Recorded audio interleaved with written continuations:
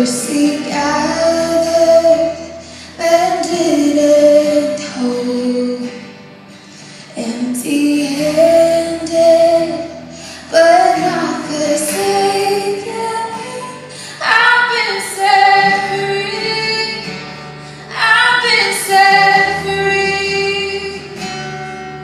Amazing grace, how sweet the sound that saved a wretch like me. Ooh, I was lost, but now I am found. Was blind, but now I see. Oh, I can see it now.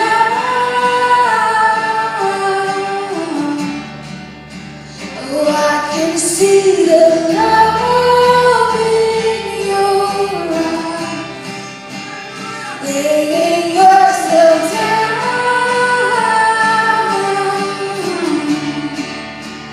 raising up the broken to life.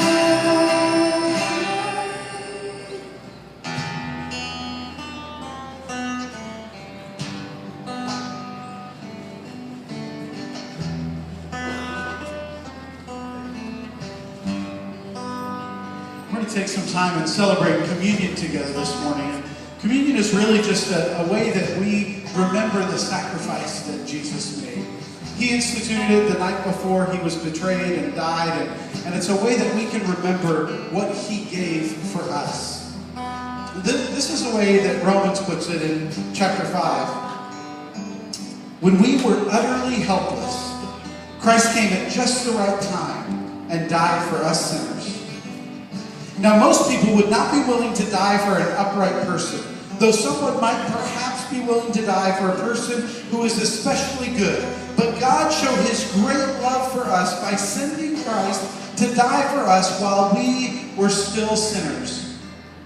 And since we have been made right with God in God's sight by the blood of Christ, he will certainly save us from God's condemnation. You see, at the very moment that we needed it the most, God sent his son Jesus to die for us. At just the right time. At just the right time in all of history, but at just the right time in our lives as well. In our lives, when we push God away and when we are the furthest away, when we have rebelled as much as we can rebel, when we have walked as far away as we can walk, that's when God restores us. That's when he sees fit to say, it doesn't matter how lost in sin you are, the sacrifice of Christ covers that. Jesus died on the cross so that we would no longer have the condemnation that we brought upon ourselves with our rebellion and our sin. So we take a moment in our service to remember that sacrifice. To remember that his blood was shed and his body was broken so that we might be made whole. Would you pray with me? God, we come before you as, God, very simply, sinners. God, we're just not good people. We know that we live in a world where we choose anger and we choose selfishness and we choose pride and we choose the things that are not the things that you would want us to choose. God, we fail. We lay before you as broken people knowing that only you can restore us. Only your sacrifice makes us whole. Only your blood makes us redeemed.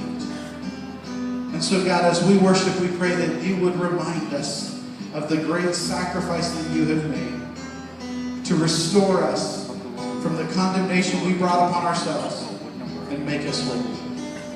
We pray these things in the name of Christ. The ushers are going to be passing the